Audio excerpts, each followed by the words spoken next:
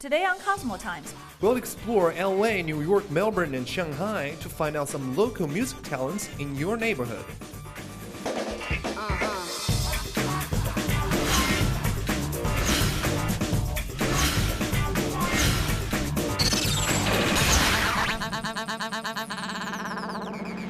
Cosmo Times.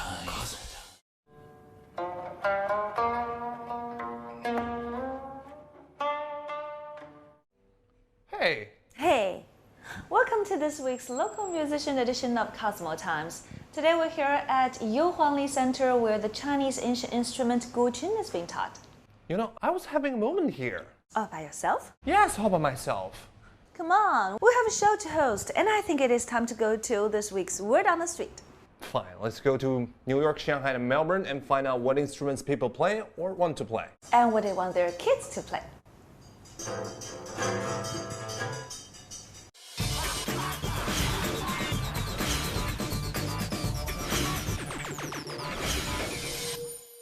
Whether you're plucking the strings or playing the keys, musical instruments are popular in nearly every culture. I'm hitting the streets of New York to find out what people's favorite musical instrument is. I think if I played an instrument, it would be a piano. The piano? Piano. The piano. Because I have a really wide span, finger span, hand span, and I think that I would be good at it. But I've never played. I took lessons when I was little, so it's the one I can play. Because it sounds really nice and I've been playing it my whole life. I don't know how to play any instruments, but I think that one's really classy and elegant. Well, I've played it for like 10 years and then I like the way it sounds. I'd really like the guitar, so I'm a guitar. It's a guitar.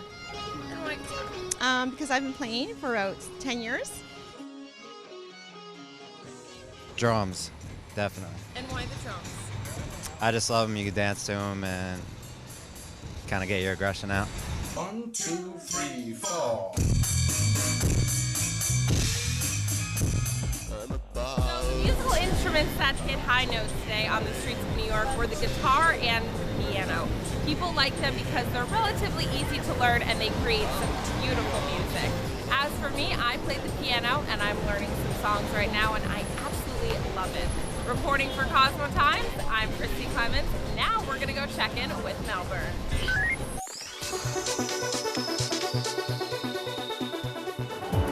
In Australia, we have some very unique instruments, such as the didgeridoo and the wobble board. But are they popular here in Melbourne, the home of music and culture? Let's hit the streets to find out. Do you play an instrument? Yeah, saxophone. Harmonica. Piano. Drums, cello, viola. I used to play the flute.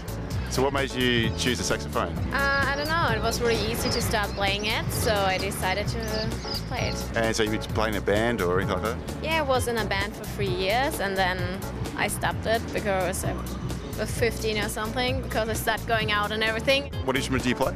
Guitar. So what's your favourite instrument? Guitar. Why is that? I like the whole genre of acoustic guitars and...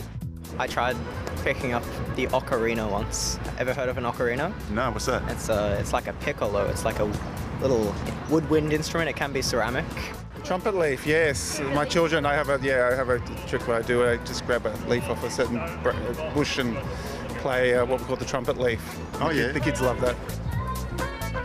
So even though Australia has unique instruments such as the didgeridoo and the wobble board, most people aim to be superstars and they choose the guitar. I'm Artin Jama reporting for Cosmo Times in Melbourne. Now back to Shanghai. Shanghai has a cool mixture of Chinese and Western styles, and it is often reflected in the music here. We have all kinds of instruments, from the guqin to, say, the electric guitar. So I'm hitting the street to find out what musical instrument Shanghai people would like to play. 笛子，这个是小学的时候，课程嘛都有学过的。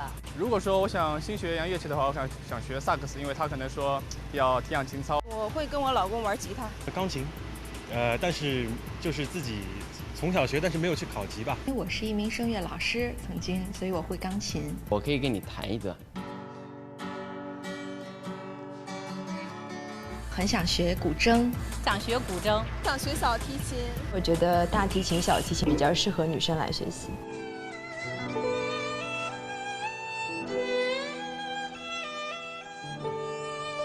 我自己是从小学钢琴的，我会吉他和钢琴。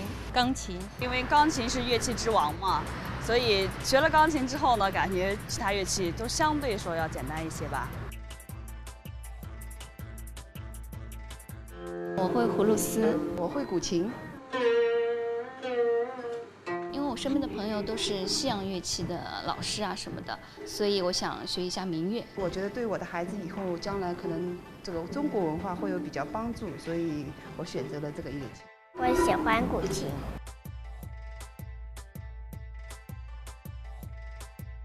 Well, it looks like Shanghai is pretty divided between the contemporary and the traditional.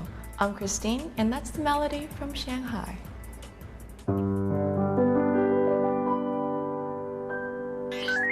It looks like the cats in New York and Melbourne like to play the piano and guitar the most. And the people in Shanghai prefer to play Western and traditional Chinese instruments the most. So, play us something? Okay.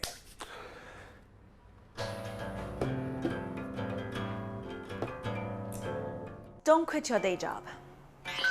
After the break, it is music to my ears. We head to New York and LA and Shanghai to see what these musical beings are doing with their compositions. Cosmo Times. Welcome back to this week's local musician edition of Cosmo Times. Hey, did you know that the Gu Chen is referred to as the father of Chinese music? Yes, of course. And did you know that in the film Kung Fu Hustle, there's this badass fight scene by these two Gu Chen masters? Okay, music and film. Why don't we check out this week's LA City Search?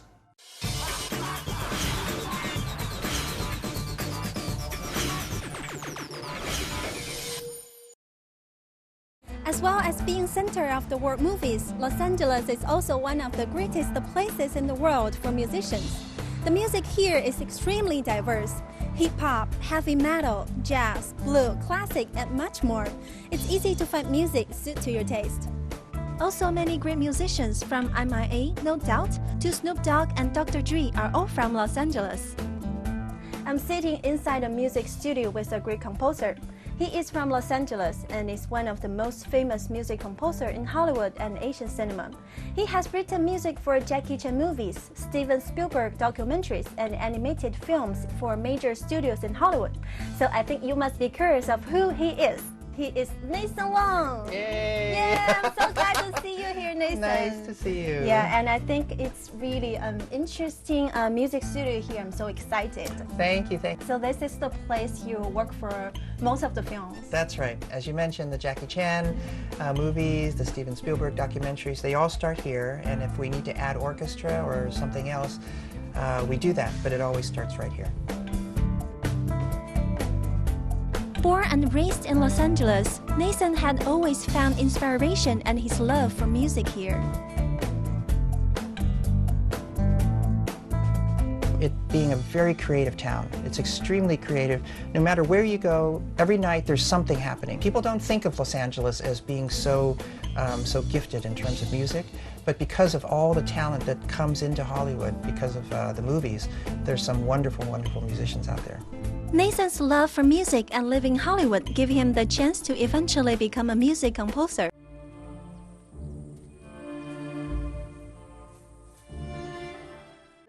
All the way up to there is a church. A film you recently composed music for is a Jackie Chan film called Chinese Zodiac. Yes. It's a really fun movie. It's a fun movie. It's typical Jackie, and he's a very interesting guy. He will always say that, I don't know anything about music, but he always has an opinion about music. You know, and you want to work with people like that.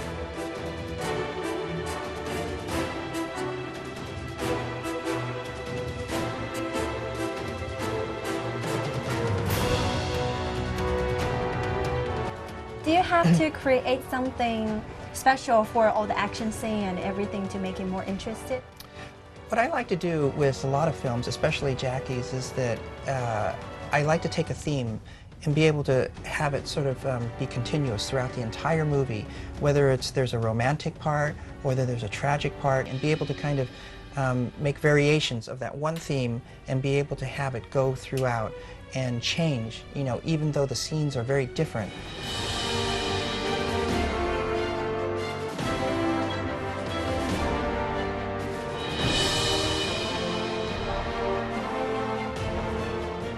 I feel myself very lucky to have worked with Wang Lihong because he called me, I think, back in 2009 to work on his film after he saw my music being used in 非常完美 in the Zhang Zi Sophie's Revenge movie, which apparently he really liked the music. So he called me and said, would you like to work on my movie? 在我们贫穷的乡下，夕阳就是最好的电影，虫鸣鸟叫就是最棒的音乐。慢慢看啊。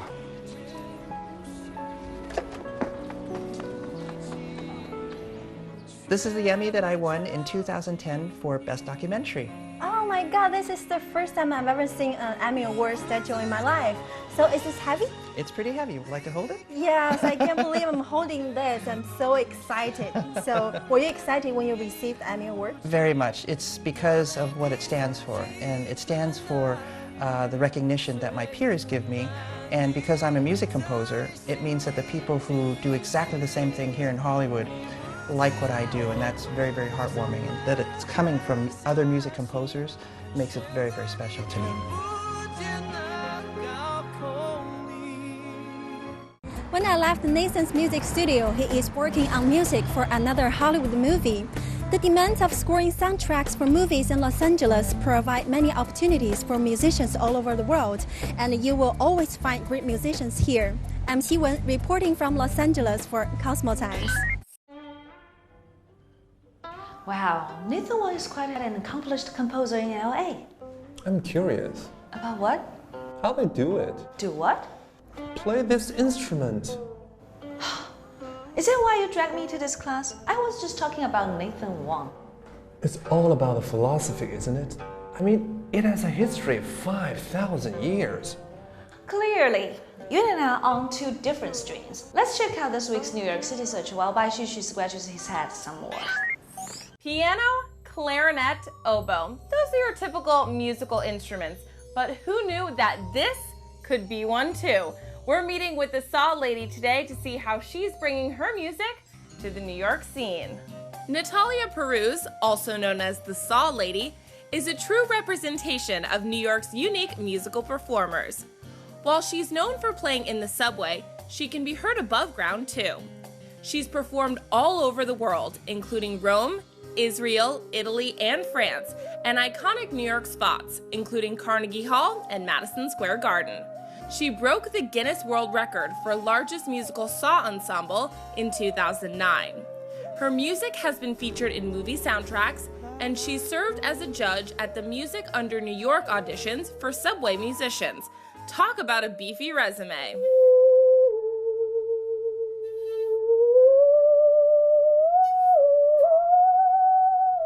Before Natalia was making music, she was dancing to it. She was a member of one of New York's most prestigious companies, but her future came to a screeching halt when she got into a car accident. Devastated by the incident, her parents took her on a trip to Europe to cheer her up. It was there that she came face to face with her new passion, the saw.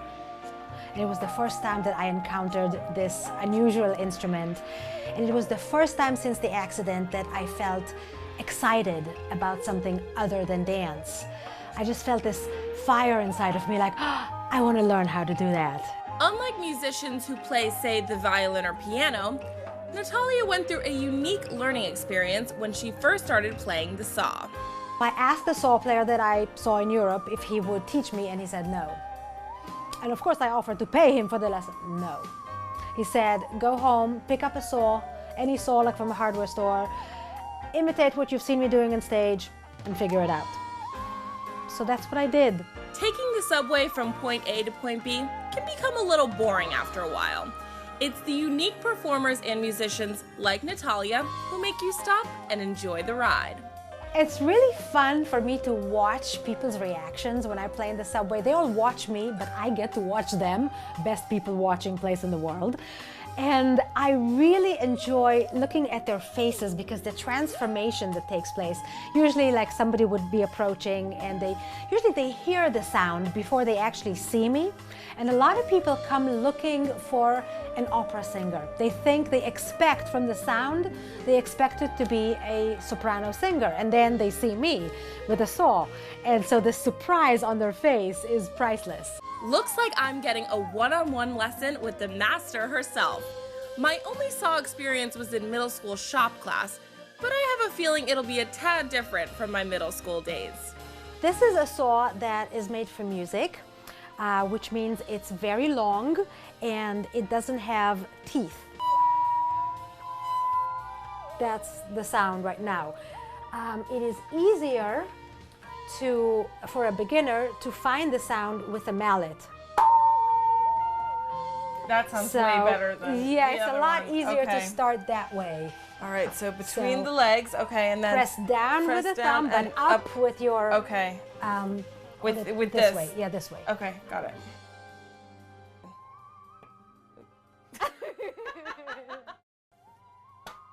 That's a beginning. In a city like New York, it's great to be able to take a minute and have a listen, even if it's in the most unexpected of places. For Cosmo Times, I'm Christy Clemens. Cosmo Times. Welcome back. Hey, did you see that saw lady? She's totally rocking away with that saw and bow. I mean, she's bad. As bad as that Nathan dude in LA. Correct. But you know, we do have some pretty talented musicians here in Shanghai as well. So without further ado, let's check out that Shanghai City Search.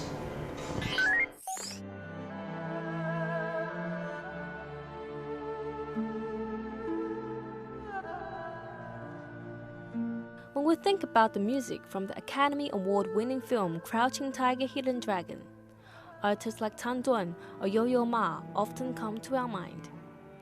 But there's also another artist behind this incredible piece. Her name is Masha Wang, one of China's most renowned erhu players. Xiaohui grew up in a family of 2 college professors who had strong passion for music. At the age of 6, Xiaohui had the chance to play around with a private collection of instruments owned by her parents. Within a range of Eastern and Western instruments, one of them caught her eye.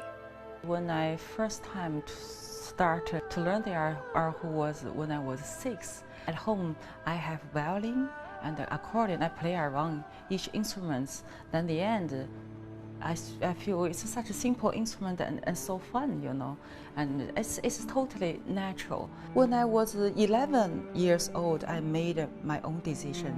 I want to be first level artist for the erhu instruments. My parents was impressed, but okay, you can follow your dream. Masha Wang wasn't kidding when she said she wants to be a top-level erhu player.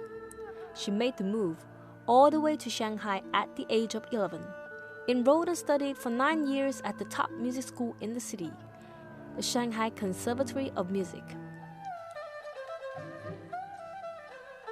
After Shanghai Conservatory, I went to Shanghai Traditional Orchestra and erhu player and become erhu soloist and become peak cymbal player and become concert master. It was really necessary experience.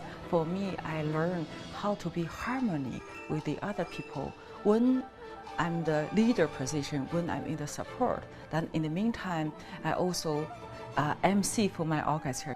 That time I was a little bit complaining, why I should do so much. But now I'm really think back, I think it's good for me because I know how to communicate with the audience, how to communicate with the musician on the stage. And beside the erhu, I have to understand the other instrument. For example, the history of guzheng and the yangqing and Chinese flute.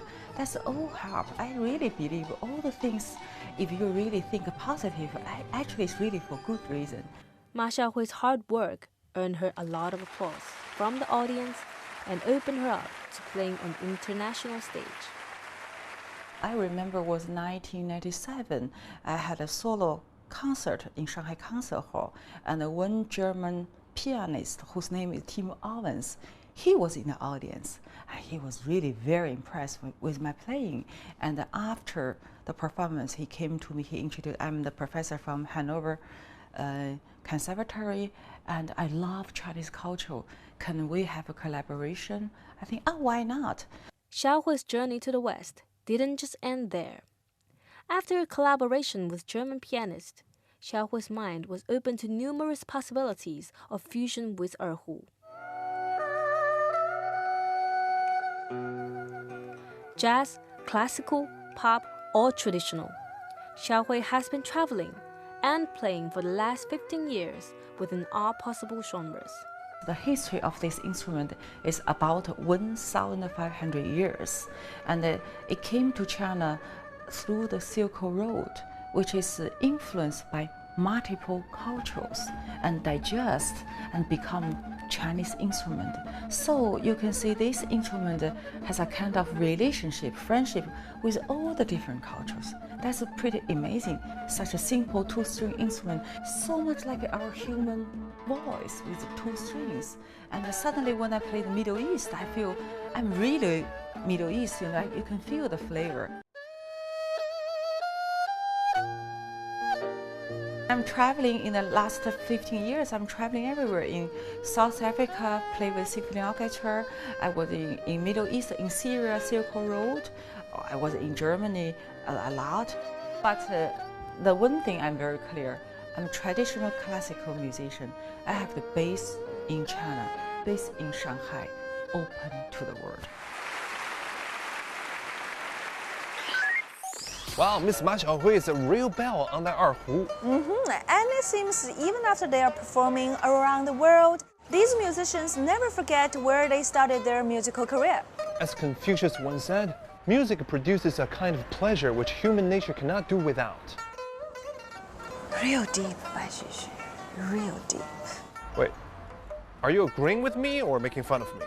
Let's check out this week's creative source. Currently studying in Central St. Martin's College of Arts and Design in London, Stella Zhang is part of a new wave of artists coming up fast in China. With a stark conceptual approach, her work depicts fictional portrait with a self-reflective nature in a sense of isolation. I never paint self-portraiture before, and this doesn't even look like me. It's my style of portraiture.